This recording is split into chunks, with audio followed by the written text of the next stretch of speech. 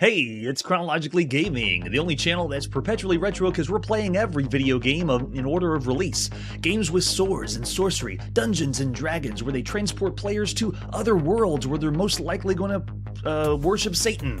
Sounds fantastic. Let's dive in. We last played The Winged Avenger in the United Kingdom on our ZX Spectrum. First thing we need to do is some corrections. I'm going to go back to TerraGuard and we're going to bump this up from the rating I gave with 3.5 stars. Not good enough. I played a little longer. We're going 4 stars for TerraGuard. It is an excellent release of 1982. And for Winged Avenger, we're actually going to bring it down a peg. Instead of 3.5 stars, we're going to bring it to 3 stars. Sorry, Winged Avenger, but sometimes you just got to change. And with that, let's press forward and see our next game. It's time to go on the Apple II, and this is World Series Baseball. Let's take a look at World Series Baseball, starting with the box. So this one is pretty cool. It is one of the first games that ever have the term World Series as a title or in the game. It's also one of the very first home computer baseball games that's not a simulation. It's an action game. It's a hit, a real hit, because it's championship caliber baseball that outdoes the rest. There's the tense excitement of all-star action plus the strategy of big league competition.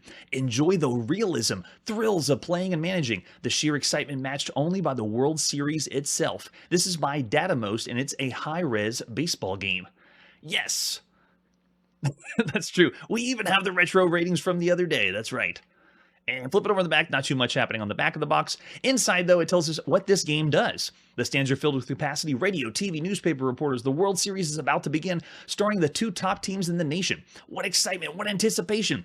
This is the scene, the kind of realistic excitement you get when you play World Series Baseball. Action is fast and smooth. You can start right off like a pro, examining the field, and this uses paddles. You have to have paddles to play this for your Apple II. It has play action, you can bat, you can pitch, you can even manage small things about the team. It has a lot of things. This is by Charles Sullivan Jr. Way to go, Charles. There's an example of the screenshot. It is not just the strategy or tactical baseball game or managing baseball game. This one actually has action for a home computer. Look at that.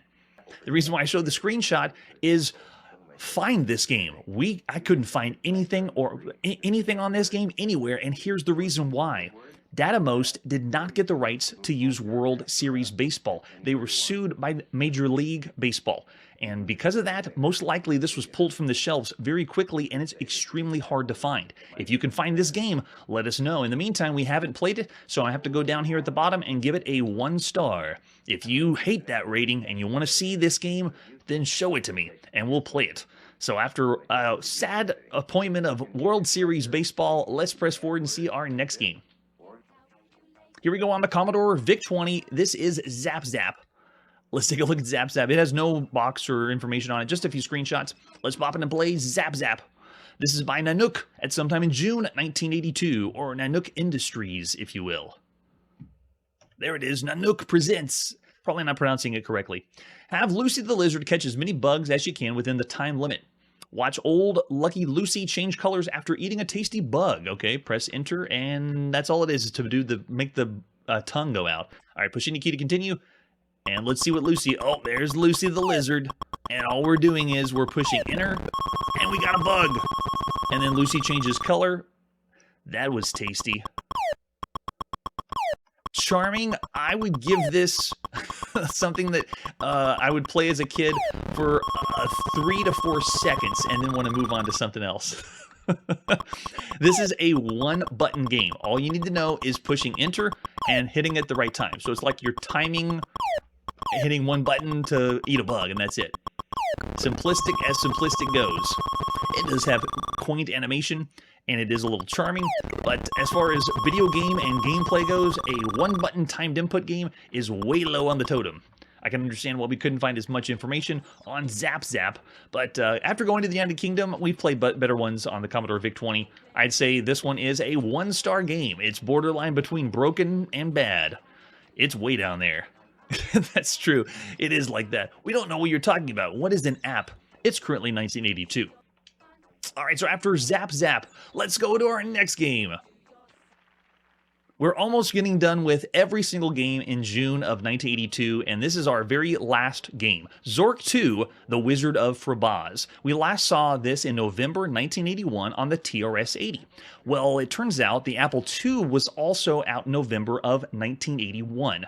I'm sorry, 1981 for the TRS-80. So both the TRS-80 and Apple II came out at the same time, but this game was lumped in with re-releases, so I didn't showcase it. So we're going to, because we're playing everything here, we're going to play the Apple II version of Zork II, but that's not all. There's even 3 more releases of Zork II that were in June of 1982. So for the very first time, we're doing something different.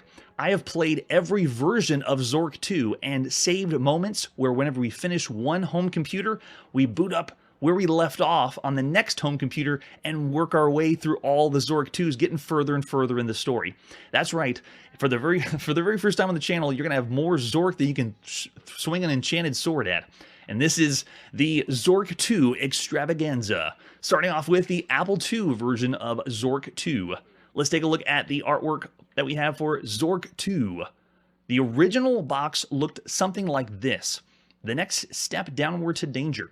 Zork was originally on mainframe as an extremely large game. When it came to home computers, they had to split it into 3 parts. So we're essentially playing the second of the three parts, and we're going to see Zork 3 a little bit later this year, I believe in September. Yes. Oh, really? So Zork 1, okay, Zork 2 pretty much takes over where you left off. And then we also have the re-release box, the back of the original box, and then the advertisement you would have seen at the time. Just when you thought it was safe to go back underground again, they're referring to the Great Underground Empire from Zork 1. There's an example of the map you'd have in Zork 2. Oh man, there's also places that it's hard to map or plot. Zork does things that we've seen in just a sprinkling of text adventure games where when you go from one room to another, it's not the same thing that happens. They actually will disorient the player, so whenever you move back and forth between east and west, for example, they just switch up the rooms and make them random. Really hard to plot that way. And then we also have the back of another box showing Zork 1 and Zork 2. Yeah, play it on your Apple II with the example of the 5 1/4 floppy disk we'll play. Oh, on the Coco. Yeah, this will be a lot later on the Coco. What's up with the Coco having releases so much later? We are really spoiled here playing everything at the cusp of when it comes out. All right, it's time to play Zork II, The Wizard of Frobozz by Infocom at sometime in November of 1981. So we're going back even further in time just for the Apple II version. Zork II, The Wizard of Frobozz, The Great Underground Empire, Part 2. Oh, so this is like we're saying previously on Zork. If you finish the whole first Zork game, it takes over right where you left off at the end. So we're now inside the barrow. You're inside the ancient barrow hidden deep within the dark forest. Barrow opens to a narrow tunnel at its southern end. You can see a faint glow at the far end. A sword of elvish workmanship is on the ground. A strangely familiar brass lantern is lying on the ground. And I want to show off a few things about the text parser for Zork and the Zork series in general. It's way beyond any other text parser for our other games. Oh, that's true. Yes. Those, what was it? Cartridge and cassette, right? That were primarily on the Coco at this time. All right. So here's the first thing. I can say get lantern and sword. Oh, wait. You got to spell lantern correct. Get lantern and sword. It helps to spell it correctly. There you go. We can grab both in the same sentence. It's a revolutionary thing. And after we get that, let's go ahead and head south. We got to get an elvish sword. You're standing at the southern end of a narrow tunnel which opens into a wide cavern. Cavern is dimly illuminated by phosphorescent mosses clinging to its high ceiling. A deep ravine winds through the cavern with a small stream at the bottom. The walls of the ravine are steep and crumbly. A footbridge crosses the ravine to the south. This game is very deep on its dialogue, and it almost feels like I'm reading everyone a bedtime story before going to sleep, because this is a very, very deep game. That's true, yes. The whole series of Zork 1, 2, and 3 was all together on... You played everything straight through on mainframe systems. So the real nerds that were into Zork most likely played it on mainframe. So they knew at the end of Zork 1 that there's going to be another part that they have to continue on next. And here it is. Zork 2. All right, let's head south again. Over the footbridge, we're standing on a crude but sturdy wooden footbridge crossing a deep ravine. The path runs north and south from here. Let's go south again. This is the center of the Great Cavern. A great room of flowing color has been carved out of the limestone. Stalactites and stalagmites of many sizes are everywhere. The room glows with dim light provided by phosphorescent moss, and weird shadows move all around you. A narrow path winds among the stalagmites. There are many little trails leading in here and there, but a good one leads southwest toward the edge of the room, and another leads northeast. This just makes you want to be in the world of Zork. There's so much imagination that drives it. Yes, that's right. All right, so let's move on to the southwest. At the shallow ford, we're at the southern edge of a great cavern. To the south across the shallow ford is a dark tunnel which looks as though it was once enlarged and smoothed. To the north, a narrow path winds among stalagmites. Dim light illuminates the cavern. The other thing, too, when I'm playing this game, considering we played so many text-adventure games, is a lot of them are based on the original Adventure or Colossal Cave. Zork has some elements similar to Colossal Cave, go get treasures to get points, but it has so much more. It's like a larger world to explore than any other game we played. Oh, yes. No way. That's way too expensive. In 1982, it cost that much? All right, so after southwest, let's go ahead and head south. It's pitch black. You're likely to be eaten by a grue. Yes, that's right. Love that line. All right, so let's go ahead and light our lamp.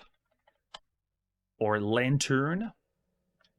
The lamp is on. The dark twisty tunnel with dim light to the northeast. The tunnel is smooth but dusty and filled with debris, twigs and leaves which become deeper as the tunnel branches. A wide corridor leading southwest and a narrower one southeast. Is everyone drawing their map now? Let's go ahead and head southeast. Through the tunnel. We're at the north end of the garden. This is the north end of a formal garden. Hedges hide the cavern walls, and if you don't look up, the illusion is of a cloudy day outside. That's another thing Zork does. Even though you're going underground, it's like different worlds or places you're exploring that don't seem underground. If you don't look up the illusion of a cloudy day outside, the light seems to come from an unusually large growth of the glowing moss of the cave. A break in the hedge is almost overgrown to the north. A carefully manicured path leads to the south. In the center of a bed of roses is a small open structure, a painted white. It appears to be a gazebo. A unicorn is cropping grass on the other side of the room, and a gold key hangs from a ribbon around its neck. That's one of the treasures, is the gold key. All right, so after we get that, we'll be getting that at least next. All right, so let's go ahead and enter the gazebo. Never thought I'd type that in an adventure game. This is the gazebo in the midst of a formal garden. It is cool and restful here. A tea table adorns the center of the gazebo. Sitting on the table is, wow, all this stuff. Matchbook, china teapot, placemat, newspaper, letter opener, everything. All right, so let's go ahead and get everything. Can we get matchbook? Wonder if we can just say get everything. Get everything. Darn, it doesn't know everything. Get teapot. Get mat and paper and opener. Oh, wait. Oh, get mat. I need mat and paper and opener. Does it understand all three? Yes! The Zork text parser is fantastic. All right, so after we get all those, next thing we want to do, I want to make sure we got them all. Did we get everything in the gazebo? Yep. Oh, the unicorn bounds lightly away. But we're still in the gazebo. All right, let's go ahead and go out of the gazebo. After we got all of that, we're now in the north end of the garden. It doesn't repeat the description of the garden unless you say look. So we just know we're now in the north part of the garden. All right, let's go ahead and head south. This is the middle part of a formal garden, hedges hide the cavern walls. So it's where we were before, and we have a small gap in the hedges to the west. So let's go through the gap in the hedges. The path follows the south edge of a deep ravine towards the northeast here. A tunnel heads southwest, narrowing to a rather tight crawl. A faint whirring sound can be heard in that direction. On the east is a ruined archway choked with vegetation. All right, so let's go ahead and head southwest. You're in a large circular room whose high ceiling is invisible to the gloom. There are 8 identical passages leaving the room. There is a loud whirring sound coming from all around you, and you feel sort of disoriented in here. Here's the first time where your map-making skills are going to fail you. The carousel room is spinning around, and whenever you want to leave the room, you're going to end up in different places. So it's a random room generator in a text adventure game. Oh, yes, I loved how you're able to describe certain things, and it even is understanding more words than the typical text parser. Yes, and then they'll give the whole lengthy summary of all of it. Yeah, you're totally right, Curtis. All right, so we're in the carousel room. We're looking for the marble hall. So we're going to try to find our way out of the marble hall if we can. Let's see if we leave the carousel room and get the marble hall. No way, we got it. Okay, so first try, we got into the marble hall. We left the carousel. We're not sure which direction is which right now. We're very disoriented, but we're now in the marble hall after we step off the carousel. This is a short arched hall of finest marble. The hall stops abruptly to the north at a ford across a stream where the marble is cracked and broken. Perhaps a flood or collapse at the cave was responsible. To the south, the hall opens to a large room. There is rather annoying whirring sound coming from that room. There is a square brick here which feels like clay, which will help us later. All right, so now that we're in the marble hall, we are going to end this section of the Apple II. So there we go, that was the Apple II version of Zork 2. We'll rate all the Zork 2s at the end, but now let's see the next version of Zork 2. We'll be playing on the one, the only, on MS-DOS. This is on also PC Booter or any IBM PC compatibles. So here's Zork 2 on MS-DOS, and I have a soft spot for MS-DOS, so there's a bigger collection here of the feelies that were inside and what Infocom gave us. So let's first take a look at the box. All these that I've tracked down pretty much are the same. Infocom did the same front of the box after this was standardized with the lines as rows going across, and then all they did was add a sticker to what home computer it was. At least these releases that we're seeing now. But there was other ones too. DOS also came with one that looked like this a little bit later, and then way later there was this one by Mastertronic. I believe this was 91 or 92. So another re-release. You can see this one even has 3 1/4, a 3.5 floppy disk on the top right. All right, so there's the back of the box. We've already explained most of what you see, of what you get inside the box. Well, I want to actually show you everything that comes in Zork 2. There's one of the ads we see at the time with, I believe, Starcross, if you see at the top, we haven't seen yet, by Infocom. But Deadline, oh yeah, Deadline's up there as one of the best games too. And then we also have what's inside the box. You have a few cards, registration, and so forth. Great artwork, as well as the map they provide. Look at that. Very, very nice. Oh, this is from the Zork users group, so this would have been seen in a later release. And the first time, I think you had to write in or send in for it. But this map is so detailed. I wish I could show you even more, but this has so much to it. This is the whole world of Zork that you'd also get inside the box. Really, really cool. But that's not all. The full manual to Zork, which we've seen on the TRS-80, I think this is the same one. Yeah, because they provided this manual with several home computers. It just gives you information about like how the text parser works, how to play the game. Until you've entered the world of Zork, you've never truly adventured underground. Zork 1 and Zork 2 are designed that you'll experience their challenges in the most realistic sense. You can communicate in complete sentences rather than two-word commands, with the largest vocabulary and widest range of command options in the genre. Zork's mysteries are the most intricate and ridiculously puzzling. Anybody remember the bank puzzle from Zork 2, if they played it?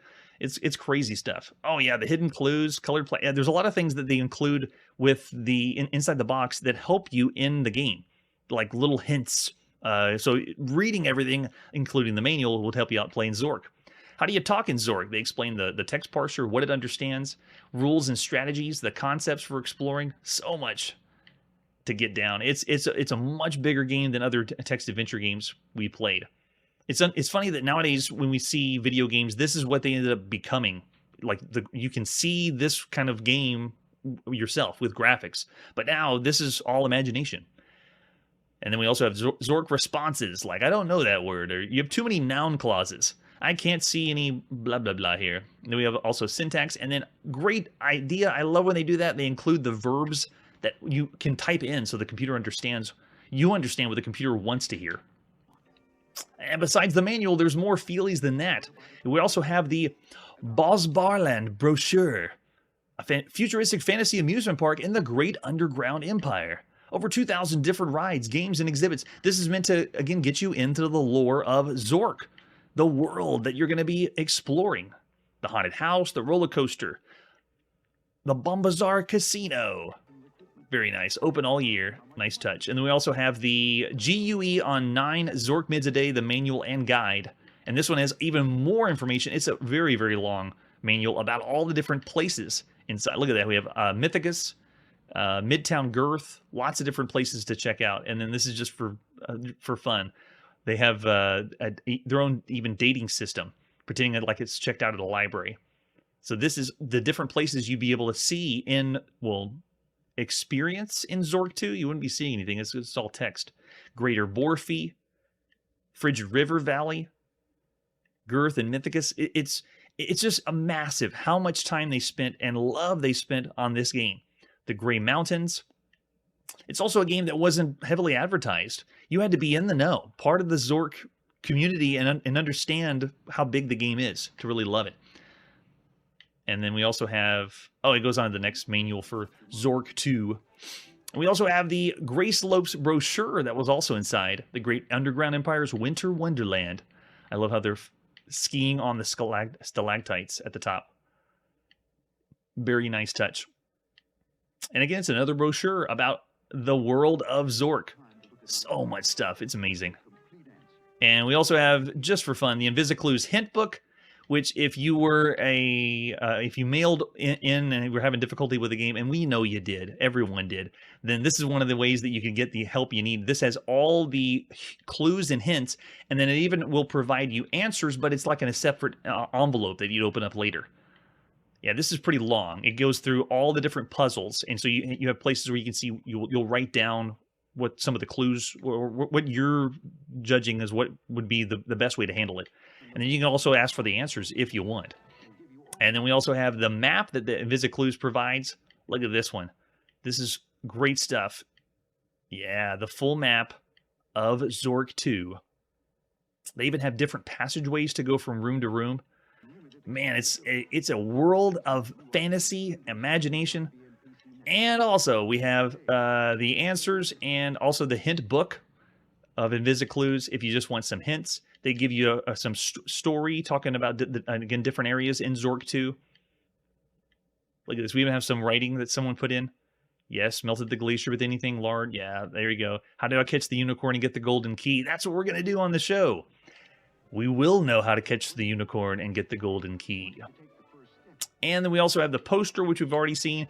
So now it's time to play on MS-DOS, Zork 2, The Wizard of Frobozz. Get ready for high resolution. Yeah, check that out. All right, so we are not going to begin at the end. We're going to restore where we left off after the Apple II. So let's load it up, and we're in. Take a look where we are. We're back in our marble hall where we left off. We have the annoying whirring sound coming from the room, and there's a square brick here that feels like clay. So let's keep going. Let's go ahead and go north. We're at a deep ford. You are fording the stream at a deep but not impossible spot. The water's very cold. The walls of the ravine rise to east and west. There's a small ledge along the north wall of the ravine. To the south is the entrance to a well-constructed but somewhat ruined hall. All right, let's go ahead and fill our teapot. Teapot is now full of water. All right, let's head north. Back to the ledge, near the bottom of the deep ravine. A precarious climb up to a tiny ledge is possible. A short scramble down the rock face leads to a stream. Okay, let's go ahead and go up that face. We're now in a tiny room carved out of the wall of the ravine. There is an exit down a precarious climb. On the north side of the room is a massive wooden door, which has a small window barred with iron. A formidable bolt lock is set in the door frame. A keyhole covered by a thin metal lid lies within the lock. So we understand we have to get through this door using a key, but we don't have the key. We do have a keyhole that's visible here. Okay, so let's go ahead and open lid. The lid's now open. Look, lid. That sentence isn't one I recognize. Look at lid? Maybe they need... Yeah, there we go. Okay, the metal lid is empty. Got it. All right, so now let's go ahead and put the mat we have under door. Now, this puzzle we're about to solve, just so you know, is something you probably wouldn't have figured out by yourself. The mat fits easily under the door, so now we put our mat that we found in the beginning under the door. After we put that under the door, let's put the letter opener in the keyhole. There's a faint noise from behind the door, and a small cloud of dust rises from beneath it. So, just so you know, if you can use your imagination, there was a key in the lock, and we used the letter opener and pushed the key out the other side. But first, we had the mat underneath, so the mat has caught the key on the other side of the door. How you would have known to do this, I have no idea. Oh, really? Very information. Yeah, if you get that information to me, Steve, let me know so we can play the game. But yeah, appreciate the comment. Thanks. All right, so now we got the key on the mat. Let's go ahead and remove the opener and drop it. There we go. So we took the opener out of the lock, and now we pull the mat. Now the mat's been pulled, and as it's pulled, there's the rusty key that falls from it onto the floor. So now we have our key, and so let's go ahead and pick it up. Get the key. Very nice. After we get the key, now let's unlock the door with key. Yes, so we're in. The door's now unlocked. I have no idea how you would have figured this out in 1982. I would have pulled my hair out. Oh, if you can find it, that'd be fantastic. Let me know. All right, so door's now unlocked. Let's open it up. Go in there. Door's now open. And let's drop our key. We'll leave it out on the side. Let's go ahead and head north through the door. We're now in the dreary room. This is a small and rather dreary room, eerily illuminated by a red glow emanated from a crack in one wall. The light falls upon a dusty wooden table in the center of the room. On the south side of the room is a massive wooden door which has a small window barred with iron. A formidable bolt lock is set within the door frame. A keyhole lies within the lock. In the center of the table sits a blue crystal sphere. Get blue sphere. Got it. We got it. And we get points for that. Yes! Those are our first points in Zork 2. So after we get the blue sphere, let's go ahead and head south out of the room. We're back in the tiny room where we were before. Let's go ahead and go down the ravine. And notice that, again, it's not giving us the full description. It's like, okay, now we're on the ledge in the ravine. After that, let's go west. We're at the end of the ledge where the east ends here, and a tunnel leads north into the wall. There's a rather odd smoky odor in the warm air of the tunnel. Your sword is glowing with a faint blue glow.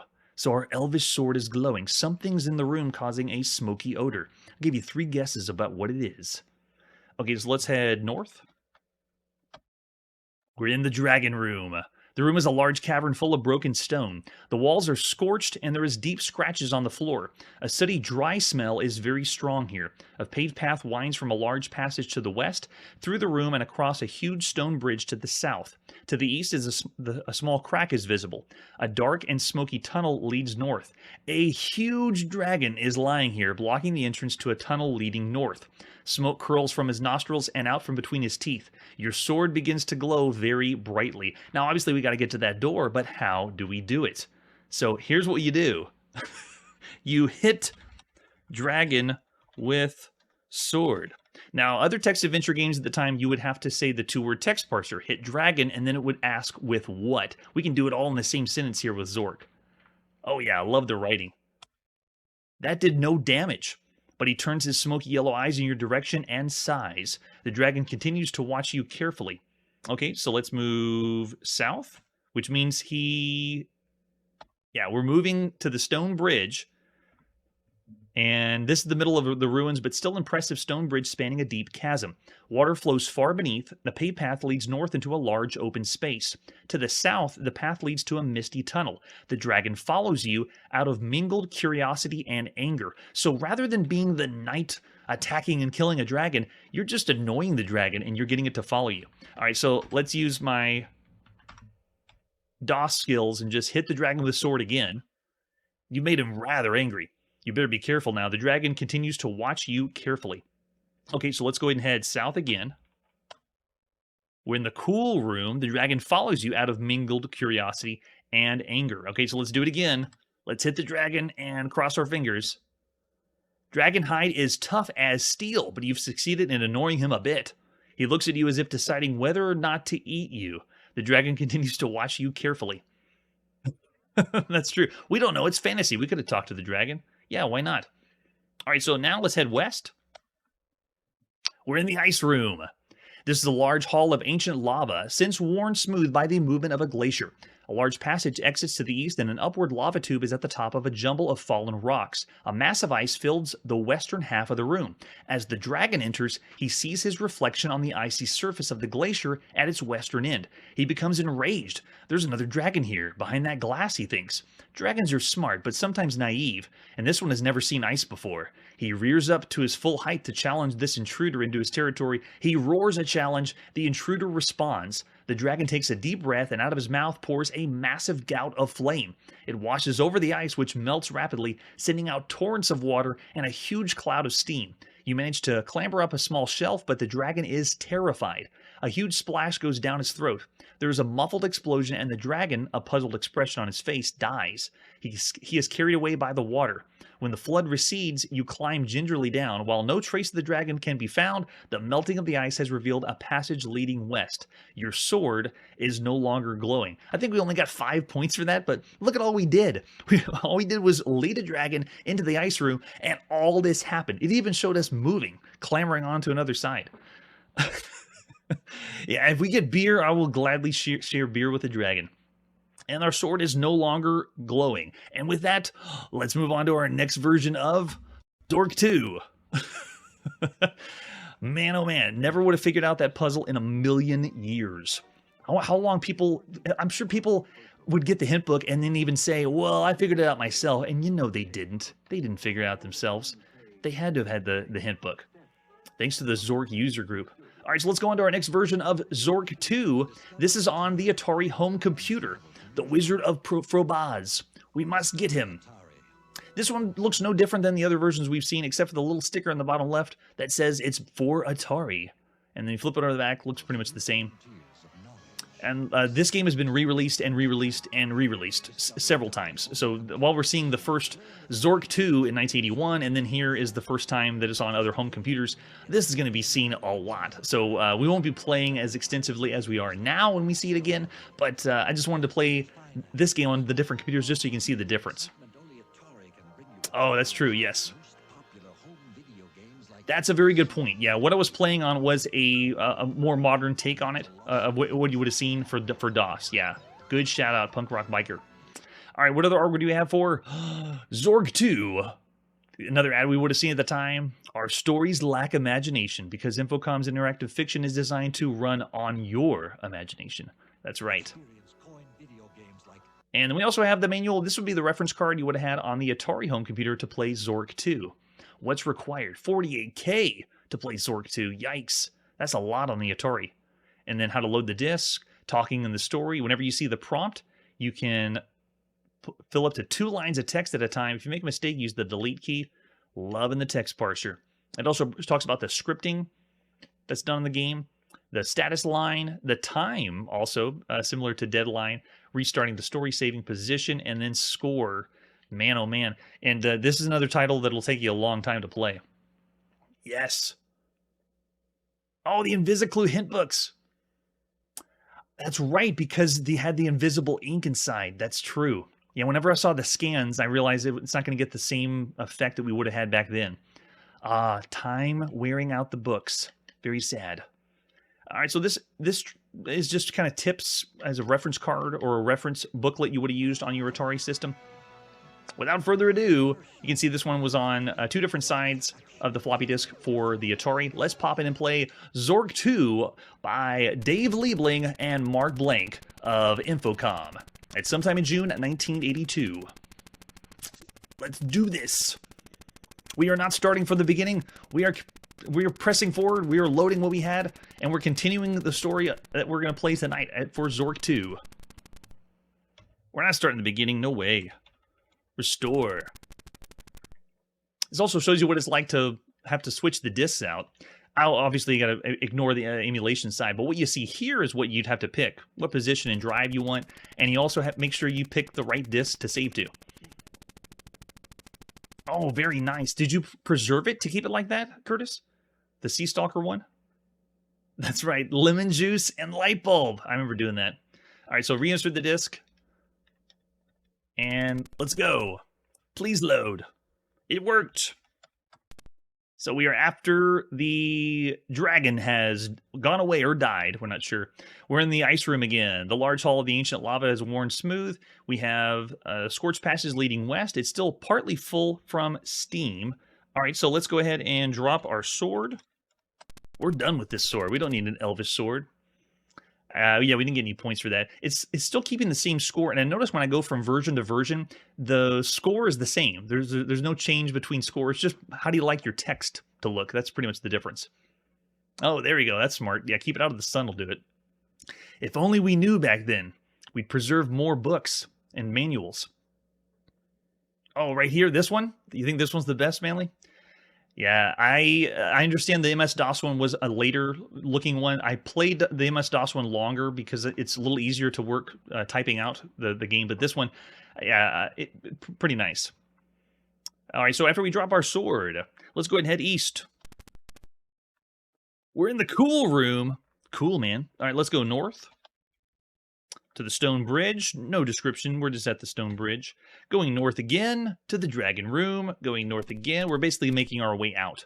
And now we're in Dragon's Lair. This is the Dragon's Lair. A rotten old wooden chest is in one corner among the debris. So we've lured the dragon away. We're back in the room the dragon was in, and now we've gone past that room into the lair of the dragon, where we have a wooden chest. A beautiful young woman wearing a dirty and bedraggled gown sits on a rock in the corner. Her hair is unkempt, and she's oblivious to your presence, almost in a trance. Had a rough night? Too many drugs? It is 1982. Probably the cocaine. All right, so what we want to do now is try to open the chest. Not that chest. The hinges are very rusty, but they seem to be starting to give. You can probably open it if you try again. There's something bumping around inside. All this rummaging around has startled the young woman. The princess, for she is obviously one. What is that supposed to mean? If she's in a ragged gown, how is she a princess? She shakes herself awake, then notices you for the first time. She smiles. Thank you for rescuing me from that horrid worm, she says. I must depart. My parents will be worried about me. With that, she arises, looking purposefully out of the lair. Wait. Hold up. You're a princess. Where's the money or where's the kiss? We don't get any of that? And she just wanders away? I don't think so. All right, so let's try opening the chest again. The rotten wooden chest opens. Nestled in the chest is a wonderfully wrought gold statuette of a dragon. The princess walks south. She glances back at you as she goes. What is that supposed to mean? Let's go ahead and get the statuette, or the dragon statuette. Get some points for that. Nice, yes. We're racking it up. It says we only need a score of 65 max for Zork II. That seems really low. All right, so after we get the dragon, or dragon statue, let's go ahead and head south. There's a disheveled and slightly unkempt princess here. The princess walks east. She glances back at you as she goes. So we must follow her. Go east. We're at the end of a ledge. There is a disheveled and slightly unkempt princess here again because we're following her. She goes east again and glances back as she goes. Let's keep following. And still following the princess, she climbs daintily down the rock face, so we're heading down. Oh, that's true. Yeah, this one is, what's the minimum is 32K? And the disk drive. That's going to cost you, that disk drive. All right, so we're still following the disheveled and slightly unkempt princess here, which is, she's not really a princess then. A huge dead dragon is lying, half blocking the stream. Okay, so now let's head south. We're back in the marble hall. There's a square brick here which feels like clay. The princess enters from the north. She seems surprised to see you. You should be surprised to see me. All right, and now we're waiting for the princess to do something, so wait around. Time passes, and the princess presses a loose piece of marble in the wall, and a large section of the wall slides away, revealing a passage to the east. She enters it. Anytime text adventure games need you to wait for something else to happen, or whenever text adventure games need you to talk to someone multiple times or do something multiple times, I always forgot and messed those up. I never would have figured out those puzzles. I would do it one time and expect it, like opening the chest. I'd be like, oh, the chest didn't open. Okay, move on. It didn't work. I wouldn't try it again. And here, I wouldn't have thought to wait for time to pass. And it's another one of those mechanics that I always forget whenever I play these games. Yes, maybe she is. We're being led into a trap. It's a trap.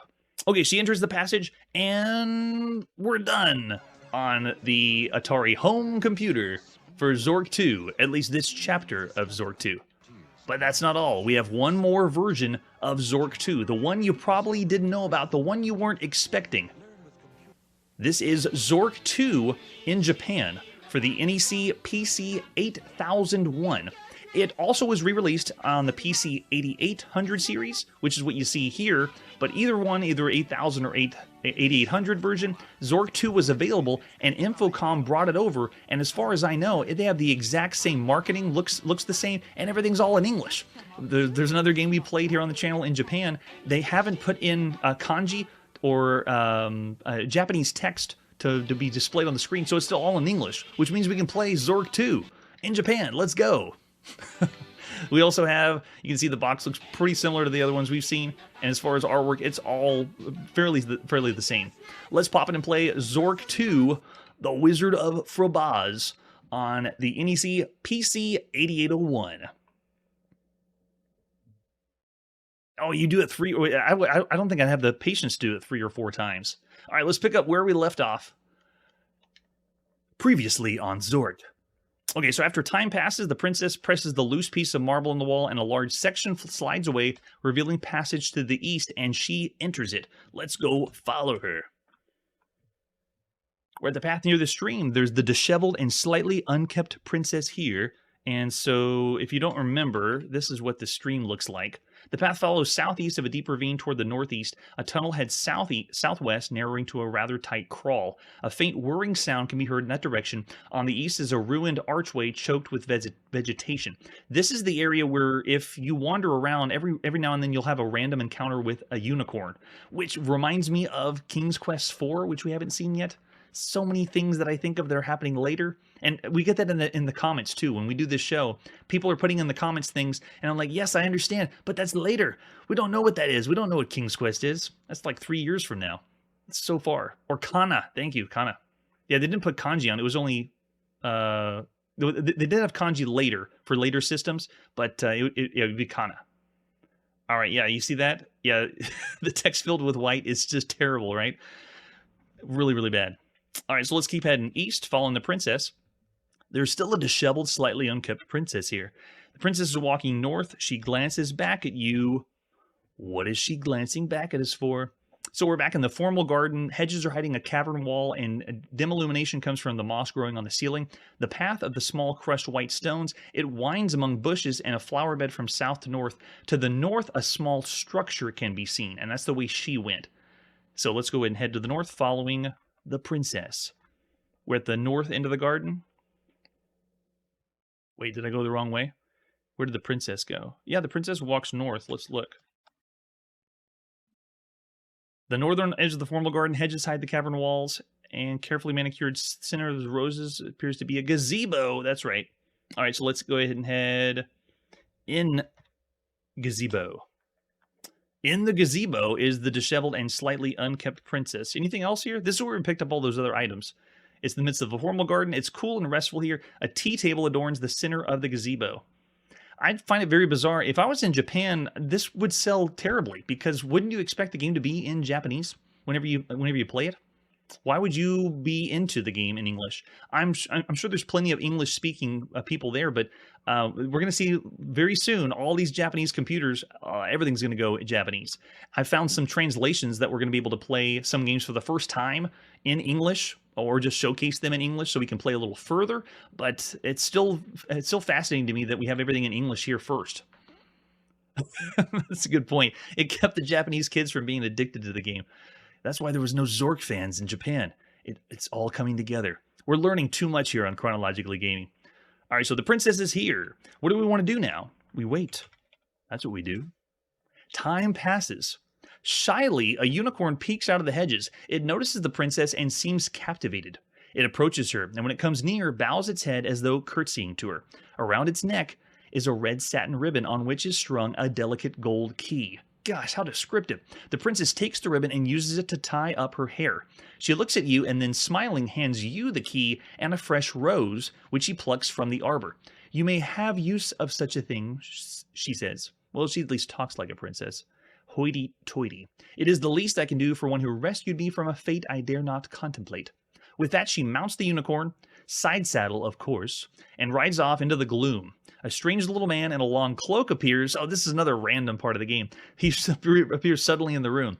He is wearing a high-pointed hat embroidered with astrological signs. He has long, stringy, but unkempt beard.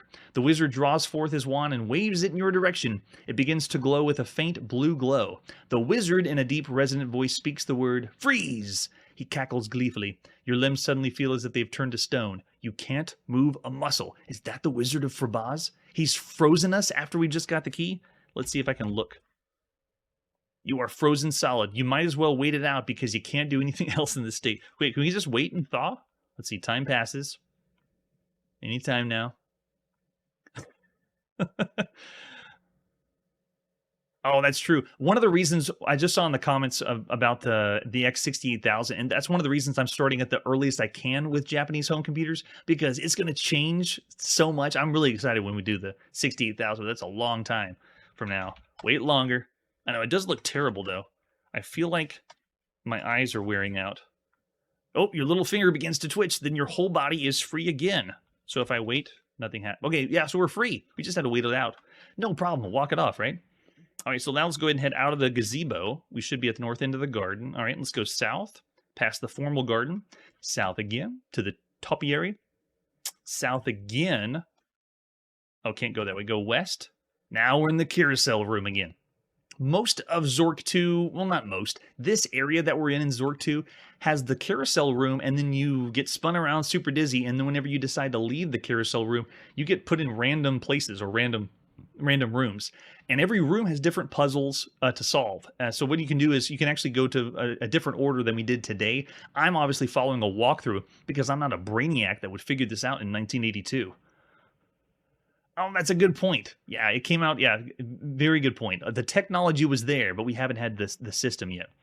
All right, so after the carousel room, let's go ahead and go west. We're not sure which direction's which. There's something about this room that's very disorienting. So now we're in the topiary. Let's look around. This is the southern end of a formal garden. Hedges hide the cavern walls, and moss provide dim illumination. Fantastically shaped hedges and bushes are arrayed in the geometric precision. Okay, so this is where we were before. Now let's get out of here. Let's head west. Back to the carousel. So we're going to hop in, get dizzy again, and then head out. Where are we now? The Marble Hall. Don't want to be here either. Can we go somewhere else? Can we go west again? No. What about northwest? Northeast? South. There we go. Back in the carousel room. So you're getting disoriented as a character in the game, but as the player, you're also getting disoriented. I don't know what's happening. All right, let's head north again. Where are we at? We leave, and we're outside the Marble Hall. See, it's all random. All right, so after that, let's try. We got really lucky in the Apple II. I thought we'd be stuck going to different rooms, but we got Marble Hall right off the bat. All right, so after the Marble Hall, let's do it again. Northeast. Get off. Oh, I mean, go south. And then after south, we'll go north. Back out. We are in the Menhir room. This is a large room which was evidently used once as a quarry. Many large limestone chunks lie helter-skelter around the room. Some are completely rough-hewn and unworked. Others smooth and well-finished. One side of the room appears to have been used to quarry building blocks, the other to produce menhirs, or standing stones. Obvious passages lead north and south. One particularly large menhir, at least 20 feet tall and 6 to 8 feet thick, is leaning against the wall, blocking what looks like a dark opening leading southwest. On this side of the menhir is carved an ornate letter F for frack you. You're not getting past the block. So this is another puzzle. We have to figure out how to get past the large block. Yes, that's right. We are going to see the Sharp X1. We haven't seen it yet. It just got released, and I know for sure there's one game because the beginning of Hudson Soft is this year, or their very first game.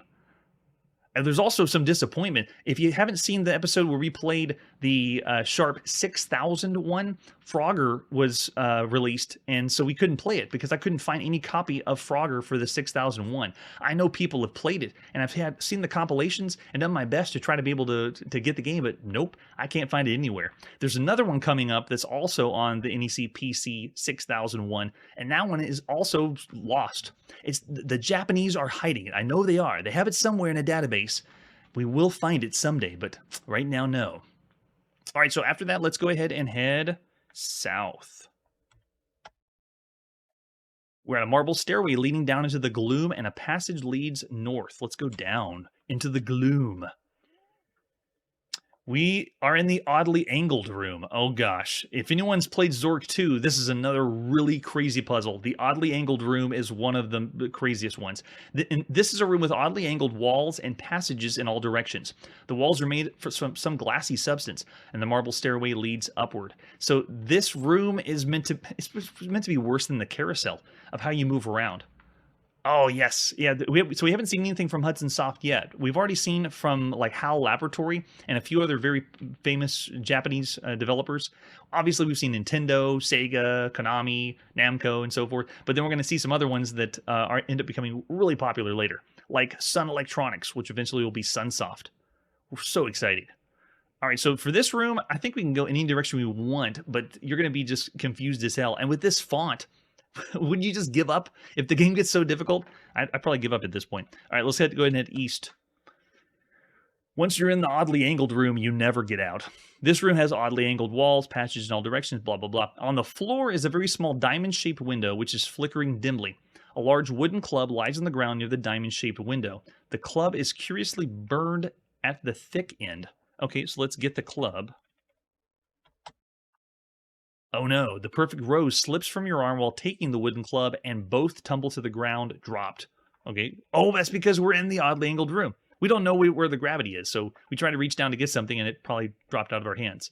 Oh man, it's ridiculous. Just ridiculous. So can we try rose? Get rose? Got it. Okay, get club. Can we get it? Oh, okay, so every time we try to get the club, the gold key. Oh no, so we just dropped the gold key. Get the key. Okay, so yeah, it's already playing with my mind of where is up and down and where's left and right. Okay, so yes, that's true. I think those were the same stones for Stonehenge. And after that, we have to get our key back. Let's try to get out of here without dying. Let's go east. We can probably go every direction. We have the diamond-shaped window, which is flickering dimly. Let's try to open the window. You must tell me how to do that to a diamond-shaped window. Oh, gosh. All right, so let's try going east again. On the floor is the diamond-shaped window, which is dark. So we've moved to a different place. Let's go west again. Now we have the diamond-shaped window, which is flickering dimly. Okay, keep going west. Flickering dimly, and then you can't go in that direction. Okay, can we go south? Yep, keep going. Not working there. Oh, man, so the puzzle has left us stumped. I'll leave us at the oddly angled room. In Japan, on the PC, the NEC PC 8000 series of computers, there was several different series of computers in Japan, and I just recently have found that there's games that came out for the 6000 series or 6001 that I could get to work and play, and they're found out nowhere else. So while we played or showcased Frogger on the 6001, I didn't have it labeled as the 6000 series. It was labeled like this, because I told myself, oh, I'll be able to get most of these games on the 88,000 series, because it's the most popular one. The most games came out for this computer. But no, we'll be playing as well on this computer and the 8000 series and the 6000 series. All this and more coming in 1982 and beyond. It's going to be crazy in 1983. Just wait. Oh, in 1978. Send them my way, because the most recent ones, I didn't see they were released yet by Hudson Soft. Yeah. Let me know which ones they are. Unless we already have covered one and I'm just not remembering at the time. All right, so that was Zork II. I am giving Zork II the coveted 5-star rating all across the board, every system, while the font on the PC 8800 is just terrible. As far as adventure games go and text adventure games go, this is the gold standard. This is where you should start when you want to play an epic text adventure game. So all these versions, I'm giving the 5-star, one of the best computer games at the time. That's right. They couldn't have. Thanks, Manly. Yeah, let me know for any titles later from there. This, ladies and gentlemen, marks the very end of June of 1982. We played everything under the sun up to this point, and we're now going to continue next episode into July of 1982. Really excited to get those out of our way and play and have a great time. That's it for today, and like I always say, it's dark out there. You better bring a lantern. You are likely to be eaten by a grue. Hey everybody, thanks for checking out the channel and joining me on my quest to play every single video game in order of release. We'll be streaming live every weekday at 9 p.m. Central, so join us and let us know if we missed any games along the way.